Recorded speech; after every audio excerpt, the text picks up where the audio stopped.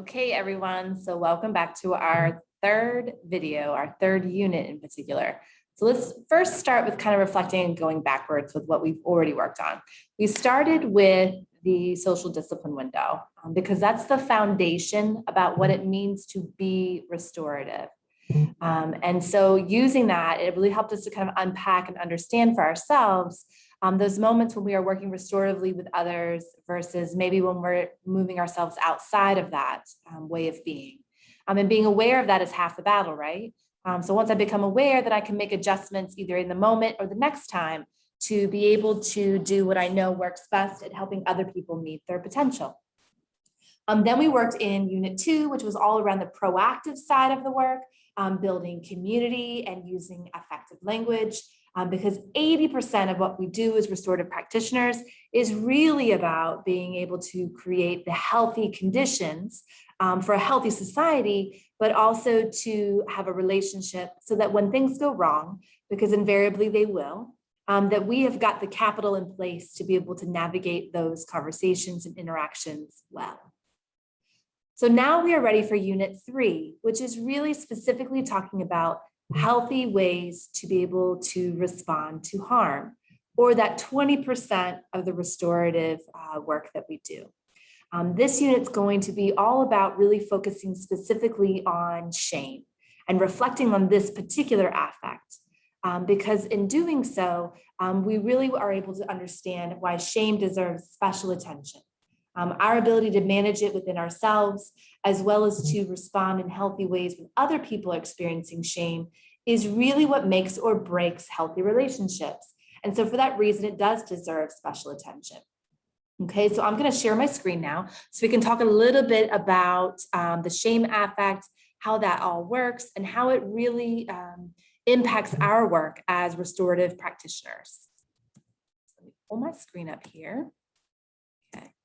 So before we can talk about shame, we really got to talk about affect, feelings, and emotions, because this is really how human beings are wired to experience the world. So there's really three layers to our human experience. Affect is where it all begins, and they are biological programs. Essentially, we are born with these 9 affects. They are subconscious, and we don't have control over them because they're more instinctual, and they're triggered by things that happen in our environment. And because they're subconscious, we're not aware of them. However, when we become aware of them, the experience of noticing when an affect is triggered, that is where we typically would say that we experience something called a feeling. Now, feelings can then be emoted or expressed out into the world. And when we express our feelings, they become an emotion. And emotions are scripts, which means we learn them. We learn them from infancy on. And for that reason, they are culturally laden. And this is where sometimes we can have a little bit of a rub, because the way that I've been scripted to have an emotion or experience a feeling in the world may not be the way that you've been scripted, because it really depends on our own backgrounds, experiences. And the other piece of that too is that we typically think that our own scripts are the correct scripts. So other things that may deviate from that, we might see as either being wrong or not typical or normal or natural. I mean, I'm sure you can see there where that we can start to have some conflict. So a great example of that is a lot of times we have different scripts around the use of eye contact when experiencing emotion. If you've ever seen a teacher or an adult, we might have even done it ourselves, where we tell a child to look at us when we are giving corrective feedback or when we are experiencing anger or frustration, and that we find it disrespectful or rude for a student to not make eye contact with us. That's an example of a mismatch potentially of scripts, because that student or that child may have learned that making eye contact is a form of disrespect or angers the adult more, right? And so I've got a different way of how I've learned how to handle my business. And by being aware of how all humans experience the world really helps us to understand and get more curious and moving away from the judgmental zone when people don't necessarily have the same emotions as we do in response to the same type of incident or stimuli. Okay, now, knowing that there are these 9 scripts, we also can see here this continuum. And there's a continuum, obviously, of positive to negative, as well as intensity going this way. We are all hardwired to feel this way, to experience the world this way. And what's important for us to note is that there is a lot more negative in comparison to positive affects. Now, why that is, I think that that's up for debate, but it definitely is evident that this is how human beings are hardwired to experience the world. This template actually helps us to be able to understand why people are more attracted to or talk about or notice negative things much more quickly or at a higher frequency. We're hardwired to do that. But we don't necessarily have to allow for that to just be our way of being. We can make a point to intentionally maximize positive affect, right? To say and do and talk about things that are in that enjoyment, joy, interest, excitement zone. By doing that, we are allowing for ourselves to be able to build healthy community. Now, out of all of these affects, there's one in particular that makes or breaks relationships, and that's the shame, humiliation affect. Now, shame affect is a little bit different in restorative practices work. In our work, we really define shame as nothing more than an interruption in positive affect. Another way to think about that is that things were going well for me until something happened and then they were not. And it really has very little to do with right or wrong, guilt or innocence, good or bad. It's more about things were going okay for me and then something happened. I got a phone call where I got bad news, or I'm on my way to work and traffic starts to pile up and I'm going to be late. Something happens that triggers the affect of shame to some degree. I may become aware of it in that moment. I may not become aware of it in that moment. It might take me several moments or even years for me to be able to understand that that affect has been triggered and be able to process it and talk about it. But it happens when there's an interruption in positive affect. Now, the way that we process or experience shame was unpacked and kind of organized by Nathanson. And there's these 4 key components on the compass, okay? So we're gonna talk about exactly what each of them are and kind of unpack it a little bit. Withdrawal, avoid, attacking self, and attacking others are the most common ways that we may process and experience affect of shame in ways that are not necessarily healthy to relationships or community. Okay, so withdrawing and avoiding are very similar, but there are some nuanced differences. What I like to think about is withdrawal means I'm aware that things are not going well. I'm aware that something has gone wrong, but I'm just choosing to opt out or not talk about it, discuss it, or engage in it. I believe it's happening, but I'm just not going to be willing to talk to you about it. Avoidance is a little different. Avoidance is where I get all up in the denial phase, into the denial box. And so I'm not even going to be willing to recognize that I've got a problem or that there is a problem of any type, that things have gone wrong for me. That's where a lot of the addictive behaviors happen.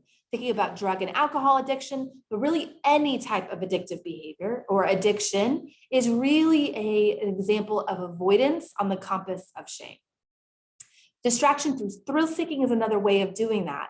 It's essentially an escapism. So I might do other things that are very volatile or self-destructive just to get that rush.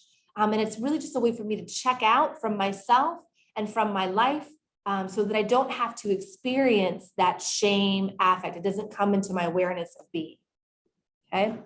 Now, the other 2 are pretty clear. And we experience these a lot as administrators, attacking others and attacking self. So attacking others is quite simply where I hyper-focus on you and not me. So it's more talking about how you are part of the issue, how you have caused the situation, how you are the reason for why things have gone wrong for me. It really can look like lashing out verbally or physically. Attacking self is the opposite. It's where we hyper-focus on our role in what has gone on. So we might put ourselves down or simply take more responsibility than we should for why things have gone wrong for ourselves. And both of these are also clearly destructive to healthy relationships. So thinking about when we see shame happening within ourselves or with others, it really helps us to be able to really then understand that's what's going on. And then we can make some adjustments in how we work with people so that we are being with them while they're having what I would call like a shame flare up. Okay. So quite simply, here's the good news. It is not our job, nor is it being restorative to problem solve for others when they are in the moment of experiencing shame.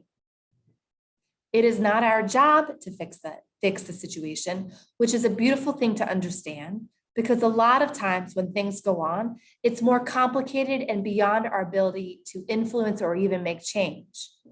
Instead, it's quite helpful for us to just be able to be willing to listen to what others are having or have to say without trying to problem solve, just to be with them.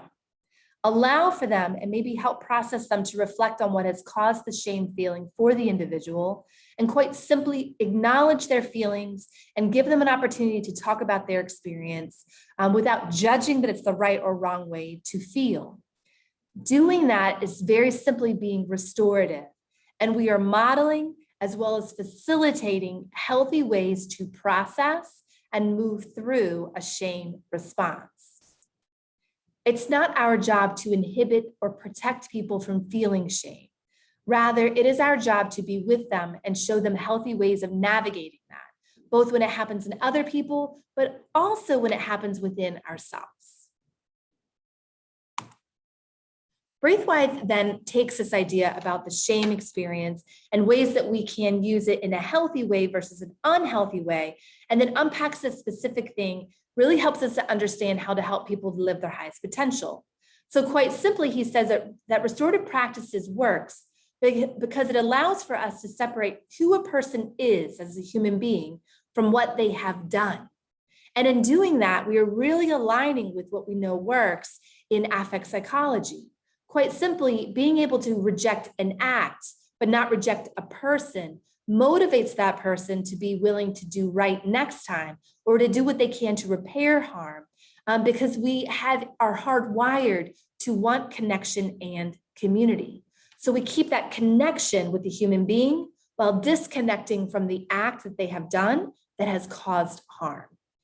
That's a powerful experience for a person to have, and can really help transform the way a person interacts with the person that they've caused the harm with, whether it's an individual person or a greater community.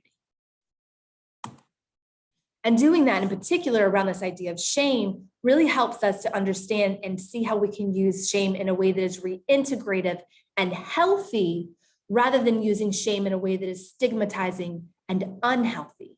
When we do things in response to shame that is stigmatizing, we quite simply say that you have done a bad thing equals you are a bad person equals you must be rejected from our community. And when we do those types of things, it really causes a lack of engagement and willingness of the person to be able to do right or do better, because the motivation has been removed. Reintegrative shame allows for us to accept the person and reject the act, so that the shame becomes a healthy response that actually strengthens community. So now I'm going to stop sharing my screen here. Just to summarize for us, recognizing shame in others helps us to be explicit and intentional in using restorative practices to model and support others in adopting healthy responses to this affect. We will be talking together about how we personally experience shame and kind of unpacked with each other what this means for our own work as restorative practitioners. So thank you for watching, and I will see you soon.